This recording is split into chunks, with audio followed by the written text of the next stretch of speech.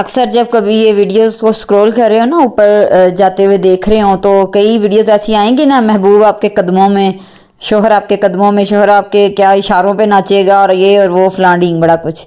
अस्सलाम वालेकुम, कैसे हैं आप सब लोग। तो जी, इन वीडियोस की बात हो रही है तो इसमें किसी हद तक सच्चाई उन बेचारी औरतों को नज़र आती है जो हालातों की मारी होती है। उनको लगता है कि शायद इससे जो बंगाली शंगाली बाबे के हम कर लेंगे वजीफ़े तो शायद ये जो है ना फार्मूला कारआमद साबित हो जाए।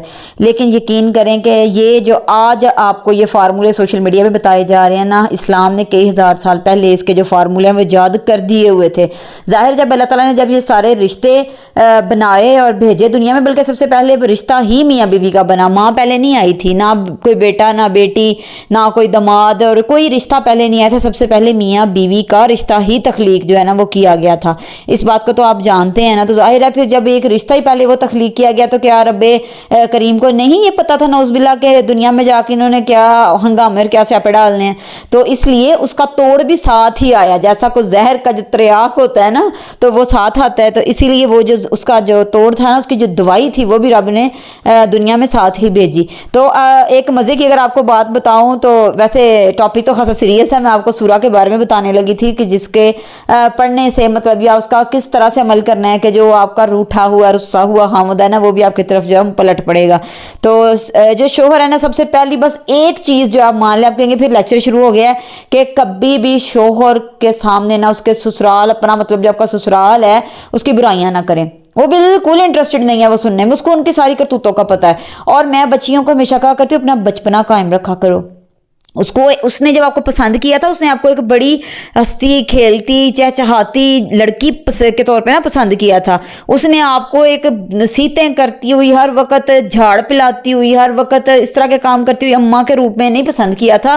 वो तो उसके घर में वो वाला वर्जन तो पड़ा हुआ है। वो जो आप जो चीज़ बनने की कोशिश कर रही हैं वो तो ऑलरेडी उसके पास मौजूद है।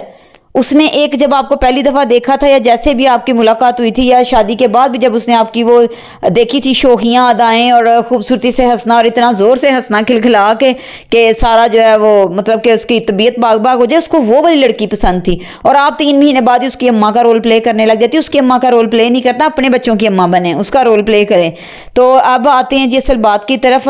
तो बात मैं ये कर रही थी कि उसके सामने ना उसके घर वालों की बुराइयाँ ना करें, क्योंकि उसके सामने ये सारे मामले डिस्कस करना बिल्कुल ऐसा है जैसे मलेरिया जो है ना उसकी बात मच्छर से की जाए कि मच्छर को बंदा कहे यार तू क्यों काटता है कि मैं मलेरिया होता है। तो समझिए ससुराल भी जो मलेरिया है इसने आपको काट नहीं काट रहे हैं। अब आपने इससे बचना है। और अगर आपका शोहर आपसे नाराज़ है किसी बात पे, वो आपसे रूसा रूसा रहता है, तो आपने उसको मनाना कैसे, वो भी खामोश तरीके से, पूरे सोशल मीडिया और ज़माने को दिखा के नहीं। एक तो एक बात हमेशा ज़हन में रख लिया करें। देखिए पता क्या बात होती है, हर एक का एक प्रेजेंट होता है, एक फ्यूचर होता है और एक पास्ट होता है। तो आप जो है ना अपनी सारी एनर्जीज वेस्ट कहाँ करते हैं, या तो पास्ट में करते हैं या आप फ्यूचर में करते हैं। जो गुजर गया उसको गुजर जाने दो, वो गुजर चुका है, ख़त्म।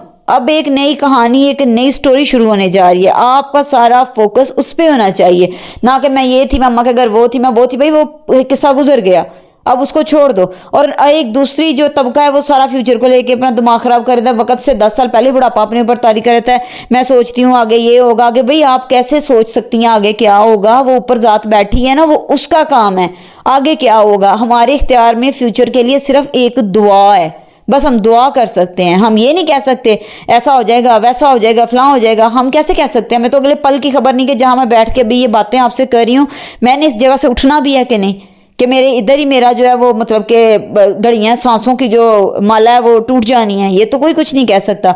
तो आप लोग ना थोड़ा अपनी जो तालीम हासिल की होती है ना उसको अपने ऊपर अप्लाई भी किया करें, ठीक है। और प्रेजेंट में जीना सीखें। ये जो आज आपका वक्त गुजर रहा है ना, ये आज ही आपका सारा कुछ है। अपना सारा फोकस अपने इस आज पे रखें।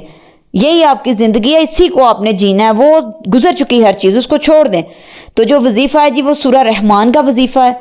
रात को बावजू हो के सोने से पहले आपसे नहीं पढ़ा जाता, कोई मसला नहीं है, बावजू नहीं हुआ जा रहा, कोई मसला नहीं है। फ़ोन तो आपके पास मौजूद है ना, जिस पे आप ज़माने की रीलें देखते हैं, डक्की भाई देखते हैं, रजब भाई देखते हैं, पता नहीं कौन कौन से फजूल के भाई देखते हैं। तो आप सूरह रहमान लगा के, और बहुत शोर शराबे वाली लगानी, पूरे टब्बर को पता चल रहा हो जी ये पता नहीं क्या इतने बहू पढ़ रही है, तो आप सूरह रहमान लगा के अपने पास रख लें। और सोने से पहले लाजमी आपने एक दफ़ा सुननी है, इतनी आवाज़ हो कि आपके कमरे की हद तक रहे। तो इंशाल्लाह आप अल्लाह पे यकीन रख के आपने 1 महीने तक ये अमल करना है और फिर देखिएगा बदलाव कैसे आता है। सबसे पहले तो आपके ऊपर से डिप्रेशन भागेगा, ये जो आपके सर पे सवार रहता है ना वो डिप्रेशन भागेगा। और आज हालात कुछ, कल कुछ और परसों कुछ, इंशाल्लाह आप एक दफ़ा अमल करके ज़रूर देखिएगा। और आप जो है ना यकीन करें सोशल मीडिया के ना जो इतना इससे वो ना हुआ करें इम्प्रेस। आपको क्या लगता है जितने आपको सोशल मीडिया पे कपल नज़र आ रहे हैं, सारे घर के माहौल नज़र आ रहे हैं, इनके माहौल ऐसे ही होते हैं, इनके घरों में कभी परेशानियाँ नहीं आई, कभी कोई ख़राबी नहीं हुई, इनके घरों में सब कुछ होता है।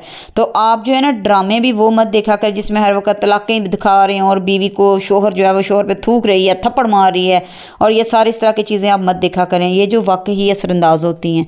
आप इसकी बजाय अच्छी पॉजिटिव चीज़ें सुना करें, पॉजिटिव लेक्चर सुना करें, पॉजिटिव जो लोग हैं उनकी पॉडकास्ट सुना करें, बजाय ये फजूल के ड्रामे, ये दिखा वो दिखा, इन सब चीज़ों से जो है ना आप परहेज़ किया करें। आप जितनी भी एक्ट्रेसेस को देखेंगे ना, या जो भी लोग हत्ता के मेल एक्ट्रेस भी हैं जो कि दीन की तरफ या इस्लाम की तरफ वापस पलटे हैं, आप उनकी कभी जाकर इंटरव्यूज़ और उनके एनालिसिस सुने, वो भी इसी बात पे एम्फसाइज़ करेंगे कि धोखे की दुनिया है जिसमें रह रहे हैं, लेकिन अब आके पता चला कि असल दुनिया क्या है।